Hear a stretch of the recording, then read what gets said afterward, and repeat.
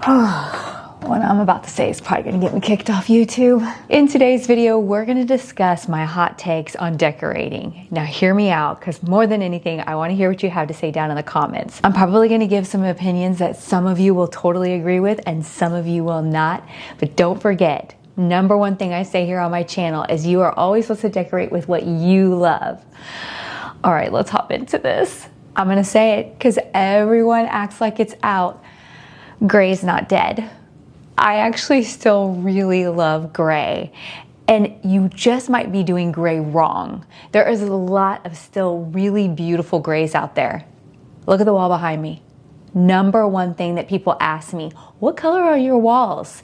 Mine is the Perfect Grayish by Sherwin-Williams, and I love it. It's just this really nice mix of grays with beige, and I'm gonna let you know right now, it matches everything. So, in my opinion, I know all the top designers and everything are talking about grays going out the door. I disagree. It just needs to be done right. So if you still have gray in your home, we can warm it up. We can still make it look fantastic. My next one, I like matching furniture. I know everyone's like, don't have matching furniture. You should be, make it unique and all this and everything. And I'm just like, I think matching furniture is really nice. And maybe it's a product of the era that I grew up in. But back in the day, like, we didn't have money at all. And so if you had a matching bedroom set, boom, whoa baby, you were it. And so I think matching furniture can be done so nicely. I'm gonna tell you right now, badly mixed furniture looks worse than a matching set. A matching set you can at least pull off like looking cohesive and all flowing together nicely. But people who try to not have matchy stuff and think they're eclectic and it looks great, usually a lot of times it ends up just not going together and doesn't look that awesome. So I am not opposed to matching furniture. This one I think you might agree with me on, you might not. Why is everybody trying to hide their TV? Like, we watch it. That's what it's used for. If you have a family room or a living room, that's what we do. That's what that room is for. You usually sit in there and you watch TV. So as much as I absolutely love framed TVs, I have one in my bedroom. I'm gonna explain the difference on what I'm thinking here, so bear with my thoughts. But my living room, my TV is just in there. It's what it's used for. I do have a frame in my bedroom because it hangs above my dresser, and it's not what it's used for. It's a rare occasion where I lay in bed and I watch TV. That's just not the space for it. So I think it looks really nice to have the frame TV in there, and it looks like artwork the majority of the time. But why are we always trying to hide our TVs in our living rooms and our family rooms when that's where we watch TV? I don't know. That just is a hot take that I just don't think is necessary. This next one I have never liked. I think it's going out in kitchens. I don't like open shelving. First of all, it has to be like perfectly styled or it just looks cluttery. It's dusty. And to me, it just causes visual clutter. So I've never, when they were taking out all the uppers in kitchens, like all the upper cabinets and putting in these open shelvings, no way. I need my stuff hidden behind the door because I have way too much stuff. I can't even imagine trying to have it all. It would just have to be, more like decor and wouldn't be functional. So for me, open shelving is a hard no. Let's stop for a lunch break because my Hungry Root box just got here. And you guys know I've been using Hungry Root for a long time now. One thing that is so true about my life, it has not slowed down between taking care of Jason, making YouTube videos, all the projects we're doing around the house, just everyday life. I don't have time to think about what to make for dinner, what to make for lunch, what to even have for breakfast. Hungry Root does it for me. I think some of the reasons that I've stayed with Hungry Root is, one, there's over 50,000 chef-crafted recipes, and most of the meals are ready in 15 minutes or less. So I've been trying to get a lot of high protein in. I feel like just that is so important for me. One, it helps keep me full, and two, as I'm aging, it's just a top priority for me now. And so I have my go-to meals that I keep coming back to over and over that every every week I want to order. And one of the things that I keep ordering that Jason wants every week is these little chicken curry with the balsamic lemon rice. Super simple. Pop this into the microwave and it's done in just a few minutes and I don't even have to think about it. Also, Hungry Root has learned what I like and it makes suggestions and it has picked things for me that I decided to give a try, and I'm like, okay, now I want this every week myself. I love the chicken chili verde with rice and beans. One, it's got 29 grams of protein, so it's super filling, it tastes great, and it's fast. I also love to get snacks on there, do my hummus. Of course, I'm always getting my fruit jerky. This week we're gonna be doing burgers. I love doing that. And then I got myself just regular stuff like turkey and cheese. I want to do some turkey and cheese roll-ups, that type of thing. So there's so much variety. I think the biggest payoff for me is this is one less mental load that I have to worry about. I don't have to sit here and try and figure out my meal planning and all those types of things.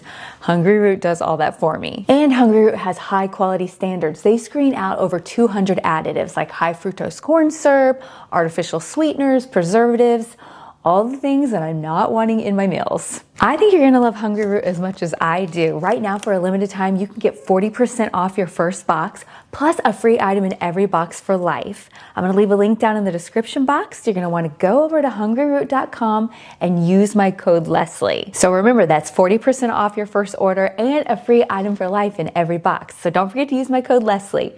And thank you again, Hungry Root, for sponsoring today's video. This is so fun, I'm cracking up. I'm sure you see online and on Instagram ads and all this stuff, everybody's always showing these gigantic, comfy, wonderful looking sectionals. Not everybody can have one of those, and then people think that they need it, and then they buy it for their, for their space, and then it doesn't fit in the room, or it doesn't fit in the room appropriately. And then you spent all that money and yeah, it's comfy, but hello, you can't even hardly walk around your living room because then your furniture isn't appropriately sized for the space. So those giant sectionals, man, I just feel like they're a no-no. You better have a really big, large living room in order for those to, look appropriate. Because one of the things that you're gonna do is if you buy a really large sectional like that, you fall into that, that trend, you're just gonna end up making your space look tiny. Putting that big thing in there, gonna make your room look tiny. So don't forget, if you're enjoying today's video, I hope you guys are having fun with me. I can't wait to hear your guys' opinion on things. Be sure to hit the like button, subscribe, hype it, share it with your friends. We always have a lot of fun here. At what point did decorating become more about moving pillows? Why are there 12 pillows on that bed? I love a good throw pillow. You know I do. And I do think that throw pillows make a space. You can do a test at your house. Take your sofa, put pillows on it, and look at it without pillows. You can see it really does warm up the space and make it look cozy. But if we're constantly having to move those pillows, that is no fun. That is not decorating to me. That's just more work. I try to keep my throw pillows to a minimum. I have a couple in there on my sectional, and I have a couple on my bed. Sometimes I just put one, sometimes I put none. It's just, what lengths am I in the mood to go to right now for my decorating? Because I am not in the mood to move all these throw pillows all the time. I'm gonna say it. You don't need more decor. More decor is not better. I feel like what you need is a few larger pieces and less little, tiny little decor pieces setting everywhere, because that is visual clutter and will make your space feel more messy. It's hard for your eye to have anywhere to land to look. And so we don't need more decor. I have told you guys this. This is just something, I feel like people you need to have that purpose when you shop. Don't just go into Home Goods and be like, oh my goodness, this is so cute, and you just get it. And then you get home and you're like, where am I putting this? Don't do that. You have to have a plan, because then that's when you end up with just a bunch of things sitting around everywhere. So a few styled pieces here and there look so much better than all the little tiny decor pieces that we think that we need in our life. I like ceiling fans. I love my ceiling fan in my bedroom. People are so anti-ceiling fan, but man, the functionality of it is so awesome. Yes, a beautiful chandelier or light fixture looks awesome. Well, I'll tell you what, somehow my ceiling fan got turned off in my bedroom the other day, and I went in and I walked in and I instantly could feel the difference in my room. And I was like, what's going on? And I look up and I'm like, my ceiling fan's off. I feel like ceiling fans have come a long way. Do I still have the ceiling fan hanging in my bedroom from the 1990s? Yes, I do. Wait, why is that giving me such the giggles? I do think I could update that. I think I'm just gonna get a different ceiling fan that maybe is a little bit more, you know, in the 21st century. Tell me what you think. Do you pick the functionality of a ceiling fan, or do you pick the look of a beautiful chandelier? All right, this next one, I wanna give you permission to stop decorating every single empty wall space. It is okay to have some negative space. Every single thing does not have to be decorated. I feel like nowadays, if there's an empty wall, we have to put something there. I'm guilty of this myself. I just want you to know that you are allowed to have that negative space. Believe it or not, negative space is a design element. You should implement that into the design of your home because it's very aesthetically pleasing. So next time you're tempted to fill in that empty space, just remember, Leslie says you do not have to. Now I'm about to sound like a total hypocrite when I say this because I have made multiple videos giving you ideas on how to make your home look expensive. Now, we all know those are fun and it's great to get ideas, but I just want to let you know your home doesn't need to look expensive. Your home needs to look intentional. You can spend $50 on decorating in a room and make it look luxurious. And then there's people who spend $10,000 and you walk in and you're like, what is happening in this room? That's where the intention of that room lost its way. So never feel like you ever have to have expensive things in your home, which is going to go into my very next thing. I think that homes look better when they tell a story. If your home looks like you just walked into Home Goods, that's not what we want. Then your home is not telling your story. And I think that that is how a home feels cozy, how it feels warm and inviting, and especially how you make it your own. I think I have babies about to show up at my house. Oh, I just got the best little interruption. Kelsey just brought me some sourdough cinnamon rolls. So we're gonna get through the rest of these because I need to have some yummy breakfast. Who is guilty of this next one? Me. I hope that you understand that when I'm telling you all these funny little hot takes that I'm guilty of a large majority of them. And the next one is literally right behind me. You probably have too many fake plants. I'm the queen of fake greenery and plants. A little bit here and there, completely appropriate. Lovely. Adds warmth, adds depth to your home, especially in areas where you can't have a real plant, where it doesn't grow, it doesn't thrive. But you might have too much. I know I have too much. I'm going to start having to take a lesson from my own rule book and see what I can do. Maybe do a little edit down around my house. Maybe we'll do a whole video about that because we've got to come up with a better solution. Ooh, this next one. Okay. I have a love-hate relationship with it. Minimalism isn't cozy. It's not cozy. To me, it's very sterile and bare. But then I have to give it praise.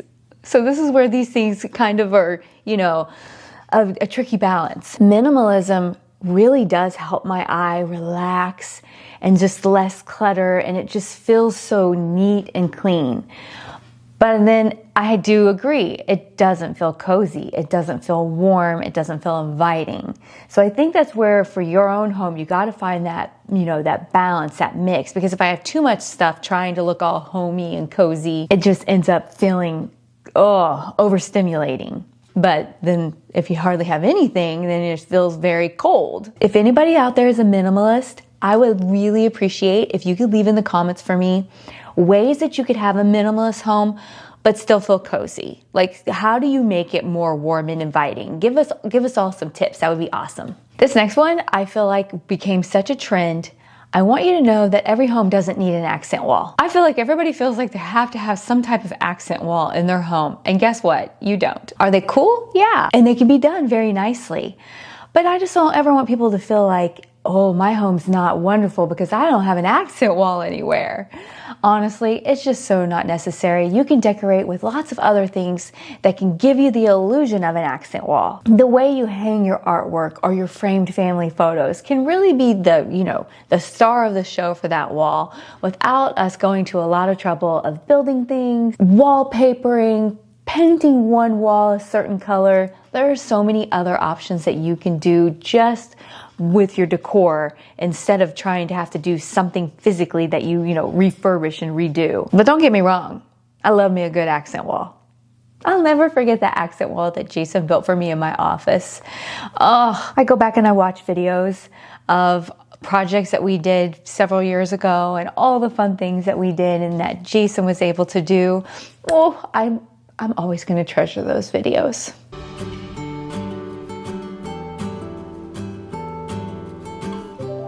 Okay, I hope I didn't make any of you mad, but if I did, that's okay, because remember, decorating isn't about following someone else's rules. It's always about decorating with what you love. And thank you guys so much for watching. We'll see you guys again next week. Bye-bye.